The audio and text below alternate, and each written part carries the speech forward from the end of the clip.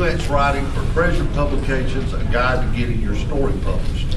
And I already know a lot of y'all, but for those that I don't know, my name is Butch Holcombe. I'm publisher of American Digger magazine. I'm also author of the book Never Mace a Skunk and co-author of Never Mace a Skunk 2.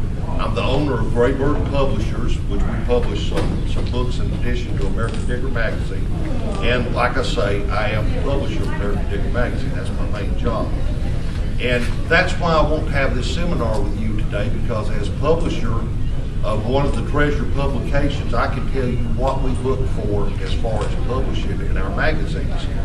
And I say our magazines because us publishers have kind of a loose friendship. We're competitors, but I communicate with people at Western Eastern Treasures and Lost Treasures, North-South Freighter, all the Treasure publications.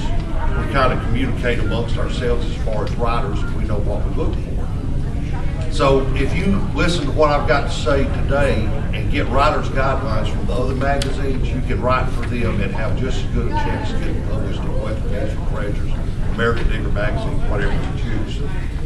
Now, I wanted to have this seminar because when I was freelance writing, and I did it for years, I wish I had had a publisher to sit down with me and say, hey, this is what we want to see, this is not what we want to see, because it makes a difference.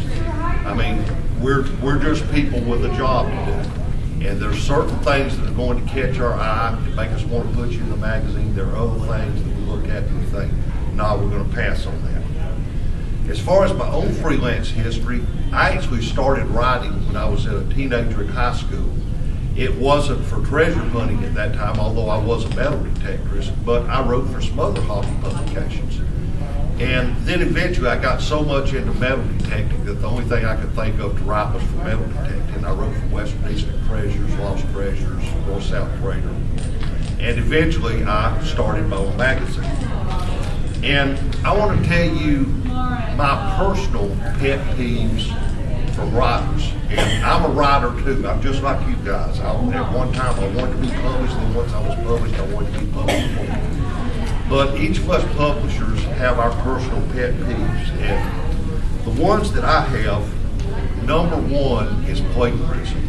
And with the advent of the internet nowadays, you would be surprised the number of people that will take not only just a sentence or two, but paragraph after paragraph after paragraph, copy and paste it into their articles. And what we as publishers have learned to do is one of the first things when we get an article, we will take sections out of it and put it to it. And if we see it come up on another website or something, then it's gone. It's not something we want to publish.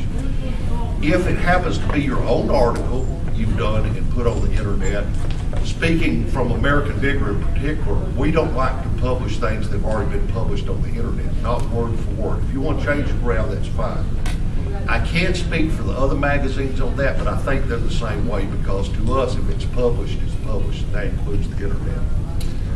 Another thing I personally hate is unsupported facts. I had to send an article back recently which concerned the Indian Wars. The guy was coming up, it was a great article, it read wonderful, but he had all these facts with no background to them at all, and I tried to check the facts and I couldn't find anything on them. Whether he made them up or whether he actually knew something that I didn't, I don't know, but he never could tell me where he got those facts from.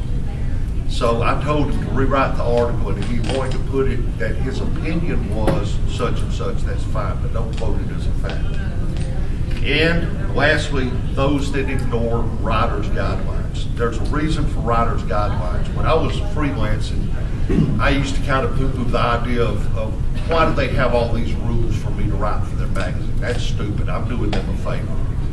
Well, yes, but we all have our formats.